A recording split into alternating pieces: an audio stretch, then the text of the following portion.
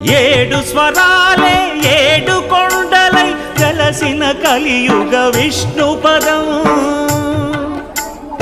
అన్నమయ్య జననం ఇది అన్నమయ్య జననం ఇది అన్నమయ్య జననం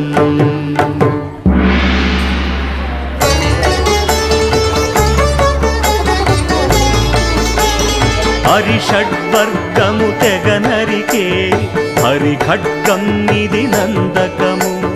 బ్రహ్మలోకమున బ్రహ్మా భారతి నాదాశీసులు పొందినదై శివలోకమున చిద్విలాసమున భ్రమరుధ్వనిలో గమకితమై దివ్య సభలలో నవ్యలాస్యముల భూవంతుల చే